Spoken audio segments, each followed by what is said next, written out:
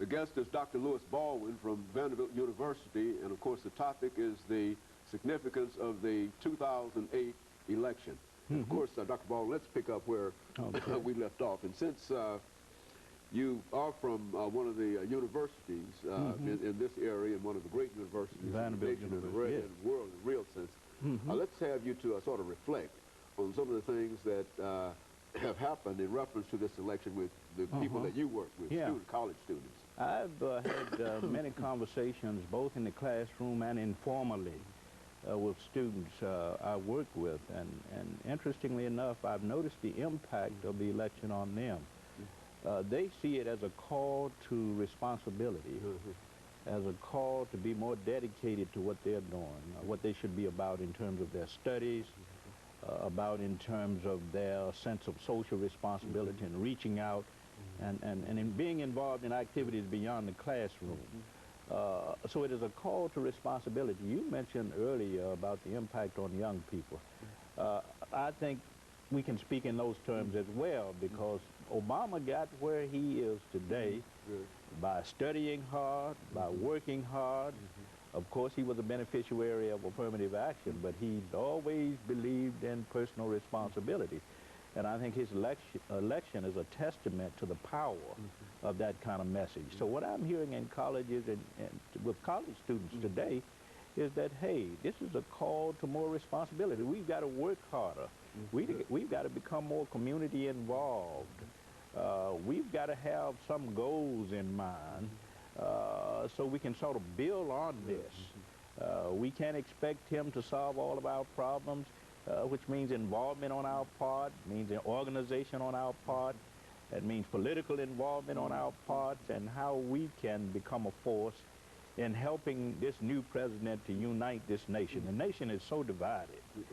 But one thing that Obama said during the presidency, and I was very impressed with that, is that we are not red states and blue states. We are the United States of America. So there's been a lot of talk about what is our responsibility, what is my role in helping to cement this nation, which is so divided, which is experiencing so many economic problems and problems in other areas.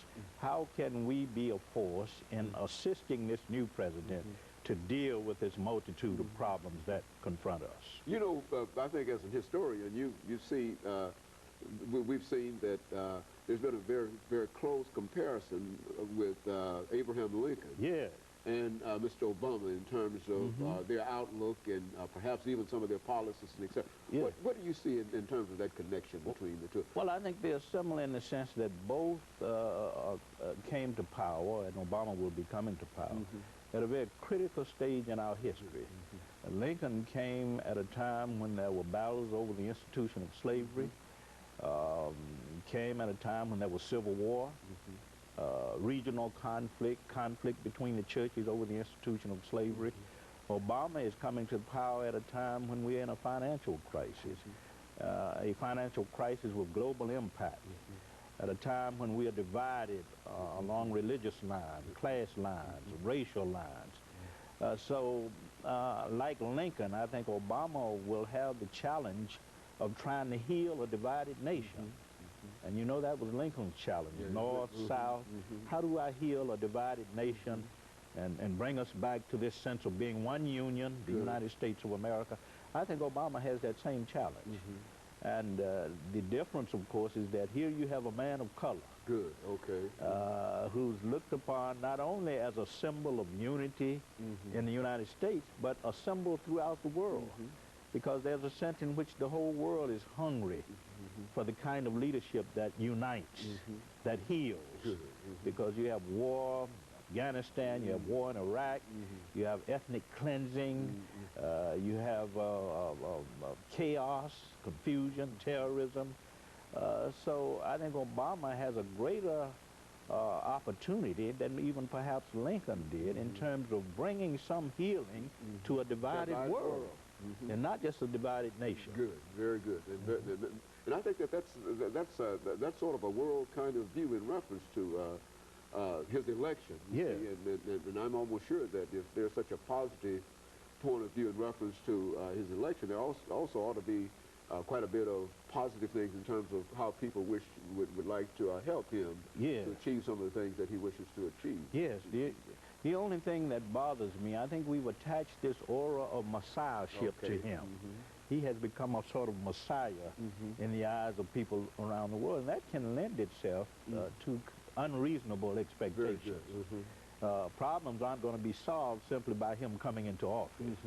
It's going to take time, it's going to take a lot of struggle for him to heal this financial crisis, to heal the divisions that exist around the world, and it's going to take a lot of assistance. He's asked for the help of the American people. He's willing to work with the American people. He's willing to work with leaders abroad. So I think he represents hope for the future in terms of healing the great divides that separate us. We live in a world where the Muslim East stands against the Christian West, where Jews are at war with Muslims.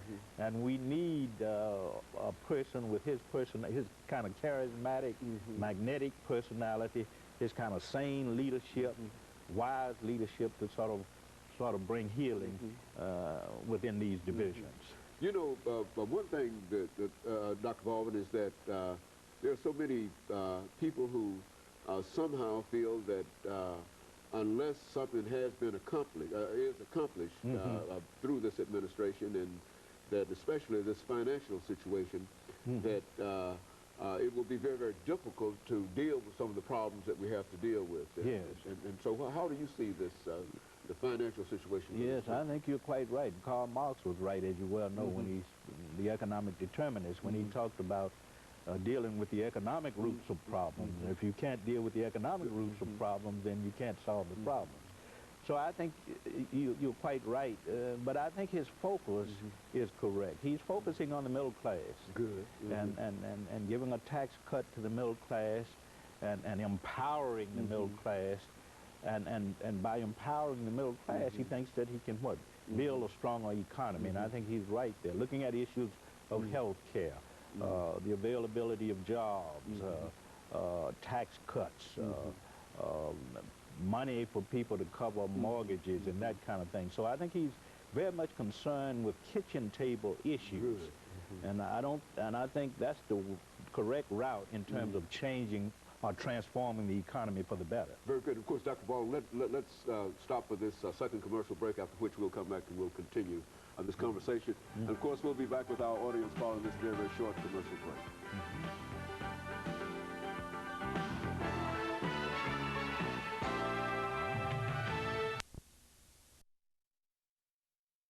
The topic is the significance